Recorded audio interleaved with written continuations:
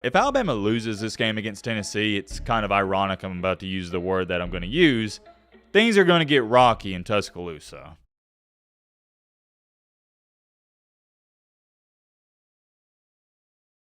So Alabama and Tennessee play tomorrow. It's a big-time game in college football, huge game in SEC, and oh yeah, can't forget to mention, both these fan bases hate each other. It's a rival matchup, and so on, many more things I could say. And we've already previewed and predicted this game a couple days ago. But ever since that prediction video, I've been thinking about this game and some things surrounding it. To be more specific, the case and scenario where Alabama loses. We all know what's going to happen if Alabama wins, whether it's a blowout, where they win by 3, 7, 10 points, doesn't matter. Everybody's going to say, well, yeah, you're Alabama. You should have beat Tennessee. You beat them the past 16 out of 17 years. Even if it's ugly, as long as you win, everything's going to be kosher. But, and I have a really big but, if Bama loses, this is where things get really, and I mean really interesting. Whenever Alabama lost to Vanderbilt, as embarrassing as it was, you still didn't see any Bama fans saying, oh yeah, you got to fire Kellen DeBoer right now. You might have saw a couple, but I'm talking about for the vast majority of the fan base. It's not like Florida, their fans with Billy Napier. About half of them are already like, yeah, we got to fire this guy. Most reasonable Alabama fans are like, yeah, it's embarrassing, but it's DeBoer's first year and it's his first loss. I mean, you can't fire a guy in his first loss no matter how bad it is. I think more Bama fans are actually sitting okay with the Vanderbilt loss because, come to find out, they're a pretty solid team, and if they win this weekend, they'll be ranked inside top 25. So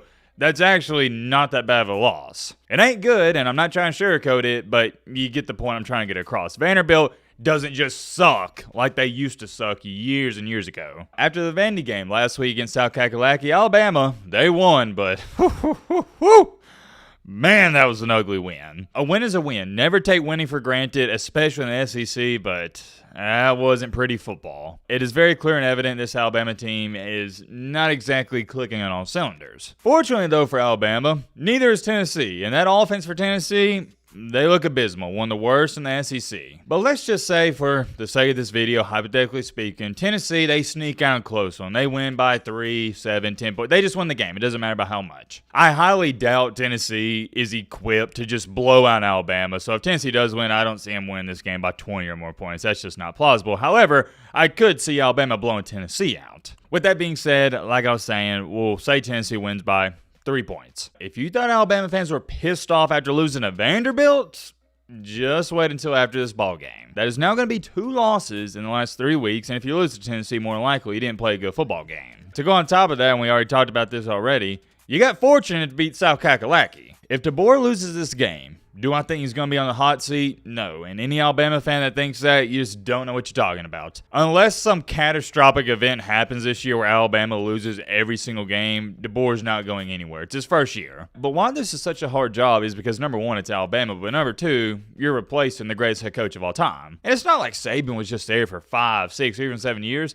He was there for what seemed like forever for some people. You got to understand something. So for me, my entire life, all I knew was Nick Saban. I know we got some older people watching the channel, and you was there for the Shula days. Those were some dark days, but for me, all I knew was Saban. And a lot of people, I'd say even in their 30s, you just got used to having Nick Saban there and having a great and dominant football team. When you are as dominant as Alabama was from 2008 up until 2023, you just get used to it. It's a lifestyle. It's normal. It's like going to your job if you was there the past 15 years. It's just what you're accustomed to. I say all that to say this. If Bama has a poor performance against Tennessee, get ready. That's all I'm going to say. These Bama fans, there's no telling what they're going to do. Obviously, they're going to be mad, but there's going to be a lot of other words to describe some of their actions. I don't want to say they're going to go haywire, but some of these fans, they might lose their mind. Let's take a look at this, though. I just stumbled across this. So this is what Alabama's defensive coordinator, Ken Womack, had to say about the defense stopping Tennessee. Quote, unquote, "We're going to have to be able to defend the lateral space and the vertical space on the outside, but also make sure that we're leveraging the box. This is a run football team. They want to establish a run. They set that up to take some shots downfield." And I've always thought it was laughable because for the people that don't actually keep up with Tennessee, there's this huge misconception that Josh Heupel, a.k.a. Bobby Hill, is an air raid offense and he wants to throw the ball 50 times per game, but actually he wants to run the ball more and he passes it. I think people get that mixed up because you just see Tennessee taking all these deep shots, but that's because the running game opens that up, and the more deep balls you throw, that also vice versa opens up their running game. I bring that up to say this. If Alabama's defense looks like hot garbage, doo-doo cheeks, it's not going to be a good look, not just for Kane Womack, but also Kalen DeBoer. Remember, He's a head coach. Alabama fans are already not pleased with the defense, how they played up until this point, not looking like the gold standard. So imagine if they have a letdown this Saturday against Tennessee. Gonna remind you, one of the worst offenses in the SEC. They scored 0 in the first half, not just against Florida, but also Arkansas. And Florida's defense, no disrespect, but they ain't good. And you don't got to be an Alabama fan to know this. This current Alabama team does not look like the old Alabama teams. And I'm not even talking from a talent standpoint. I'm talking about a sheer grit and determination standpoint. This feels like, to me, for Kalen DeBoer in Alabama, a must-win. With Tennessee, I don't get those vibes. And the reason I say that is because Alabama, you have the veteran cornerback, you have the star wide receivers, you have great running backs, you got talent on defense, you just got to put it together, and you're going up against a redshirt freshman quarterback in Nico Iamaleava. I've seen a lot of people saying, and I've even stated this, it's a playoff game, and it is, but here's one thing we also need to talk about. It's not an elimination game. The loser of this game still has a fighting chance. You don't have a great chance, but you still have a chance of getting in the playoff if, and there's a big if, you run the table. Now, I'm going to go out on a limb here and say whoever loses this game probably still doesn't run the table. But if you do lose this game, your odds ain't great, but remember, it's 12 teams, so you still got a shot. But here's my biggest question, and I never felt this way when watching a Nick Saban-led Alabama team. Which Alabama's going to show up? With Saban, I knew what to expect, and it's why I was really never, ever, believe it or not, in my lifetime worried about a game. I knew what I was going to get. With Saban running the team, those guys are going to be ready to play. With DeBoer, I don't know what's going to happen. And it's not a jab at him. I think he's a good head coach. How good is he? Well, I guess we'll see in these next couple of years. It's more so of a testimony of how unreal Nick Saban was. DeBoer's biggest problem is something Nick Saban always talked about.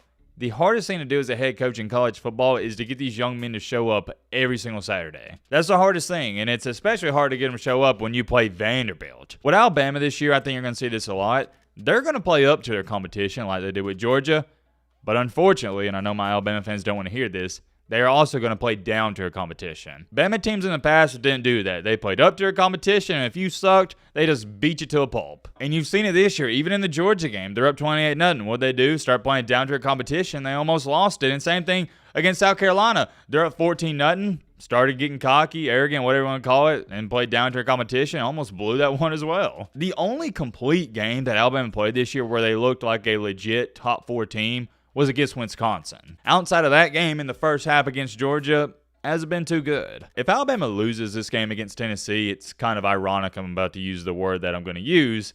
Things are going to get rocky in Tuscaloosa. I know we're going to have some Tennessee fans watching this video saying, yo, Matt, what about us? And what do you mean, what about y'all? Here's the thing.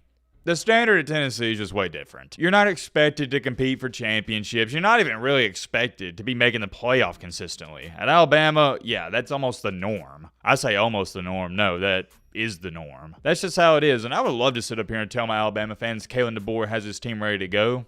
But to tell you the truth, I don't know if he will have them ready to go. As a Bama fan, I hope he'll have them ready to go, but he lacks fire and passion. And not that it's a bad thing. It's always good to be calm, cool, and collected. And remember always, the quietest man in the room is the smartest man in the room. But when it comes to college football, I feel like you got to have a Nick Saban fire to you if you want to be one of the greats. That's my opinion on it. I did want to talk a little bit more about this game. I'm curious. Let me know your thoughts down below. But